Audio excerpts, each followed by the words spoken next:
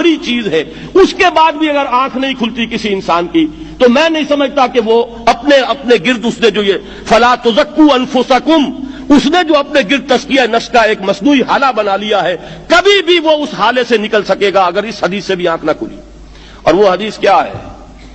مولانا اشرف علی تھانوی نے اس کو اپنے جو خطبات جمعہ ہیں ان میں نقل کیا ہے، بیہقی کی روایت ہے۔ اوحى اللہ عز وجل الى جبرائیل علیہ الصلوۃ والسلام ان اقلب مدینۃ کذا وکذا باہلها، اللہ نے حکم دیا حضرت جبرائیل کو فلاں فلاں بستیوں کو الٹ دو اس کے رہنے والوں سمیت۔ قال فقال، حضور نے فرمایا، اس پر حضرت جبرائیل نے عرض کیا بارگاہ خداوندی میں، ان فیہا عبدک فلانا لم یعصک طرفۃ عین، پروردگار اس بستی کو الٹ دوں، اس میں تو تیرا فلاں بندہ بھی ہے جس نے کبھی پلک جھپکنے جتنی دیر بھی معصیت میں بسر نہیں کی۔ اب آپ اندازہ کیجئے، یہ جو ہے نا اپنے آپ کو رگڑنا اور مانجنا اور پوری زندگی رگڑنے میں اور مانجنے میں لگا دینا، ہم بعض بزرگوں کے تذکرے میں سنتے ہیں اتنے اللہ والے تھے، اتنے اللہ والے تھے کہ ان کا گھوڑا بھی کوئی مشکوک دانہ نہیں کھاتا تھا، اور وہ خود جو ہے وہ انگریز کی عدالت میں بیٹھے ہوئے اور انگریز کی نوکری کر رہے تھے۔ یہ ہے وہ مائکروسکوپک اور مائکروسکوپک کا عدم توازن، طاغوت کی چاکری کر رہے ہیں، انگریز کی ملازمت کر رہے ہیں، انگریز کے قانون کی تنفیذ کے اندر اعلی کار بن رہے ہیں،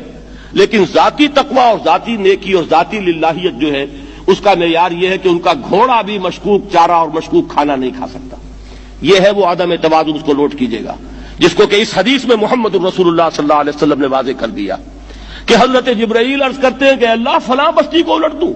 اس میں تو تیرا فلاں بندہ بھی ہے جس نے پلک جھپکنے جتنی دیر بھی معصیت میں بسر نہیں کی۔ ذاتی نیکی کا اب اس سے اونچا کوئی مقام کوئی شخص مجھے اگر بتا سکے تو میں اس کا مرید ہو جاؤں گا۔ اس سے اونچا کوئی مقام ہوگا کہ آنکھ جھپکنے جتنی دیر بھی کسی نے معصیت میں بسر نہیں کی،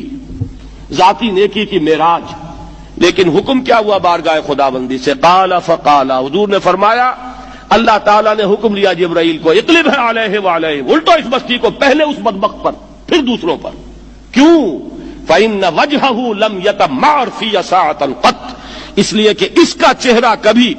میری غیرت میں سرخ نہیں ہوا، اس چہرے کا رنگ نہیں بدلا۔ بے غیرت انسان، بدیاں پھیلتی رہیں، میرے دین کو روندا جاتا رہا، میری شریعت کی دھجیاں بگڑتی رہیں، عوامر کا مذاق اڑایا جاتا رہا، نواہی کے لیے دنیا کے اندر جن چیزوں سے میں نے روکا اس کے لیے فلسفے تراشے گئے، اور یہ لگا رہا مست رکھو ذکر و فکر صبح گاہی میں اسے، یہ سوائے ذاتی اپنے اس اصلاح کے اور ذاتی تقوی کے اور ذاتی نیکی کے اور ذاتی عبادت گزاری کے یہ میدان میں نہیں آیا، اس کا خون نہیں کھولا کبھی، اس کے چہرے کا رنگ متغیر نہیں ہوا، لہذا یہ دوہرا مجرم ہے۔ یہ ہے وہ تصور جو یہاں پر نوٹ کیجئے۔ ہاں، اس کے یہ معنی بھی نہیں ہے کہ نماز بھی نہیں پڑھ رہے، روزہ بھی نہیں رکھ رہے، اقامت دین کے کارکن ہیں، فرض نماز آ گئی ہے وہ چلی جا رہی ہے، جماعت کا کوئی اہتمام نہیں ہے۔ اب یہ دو انتہائیں ہیں، ایک انتہا یہ کہ وہ تزکیہ نفس جو ہے اسی میں وہ رگڑنے اور مانجنے کا عمل جاری ہے، ایک یہ کہ اس کا سرے سے کوئی تعلق ہی نہیں، اپنی ذات سے بحث ہی نہیں۔ وہ کیفیت وہ ہو گئی ہے جو یہود کی آئی ہے قرآن مجید میں کہ تامرون الناس بالبر وتنسون انفسکم وانتم تتلون الکتاب، کیا تم لوگوں کو نیکی کا حکم دیتے اور اپنے آپ کو بھول جاتے ہو؟ یہ دوسری انتہا ہے۔ پھر وہی بات عرض کروں گا، وہی بال سے زیادہ باریک اور تلوار کی دھار سے زیادہ تیز راستہ ہے جس پہ چلنا ہوگا کہ نہ یہ ہو کہ وہ مبالغہ ہو رہا ہو، اپنی ذاتی اصلاح میں تو مبالغہ کی حد تک آگے جا رہے ہیں، اور دوسرے یہ کہ اپنے دین کی تبلیغ و اشاعت، اقامت دین کی جدوجہد، اس کا کھانا ہی نہیں کھولا زندگی میں، وہ کھاتا ہی نہیں کھلا ہے۔ یہ ایک انتہا ہے۔ دوسری انتہا یہ ہے کہ انسان یہ سمجھے اپنے آپ کو کہ میں تو مجاہد فی سبیل اللہ اور دین کا کارکن اور دین کا میں اللہ کے دین کو قائم کرنے کی جدوجہد کرنے والا ہوں، جبکہ حال یہ ہو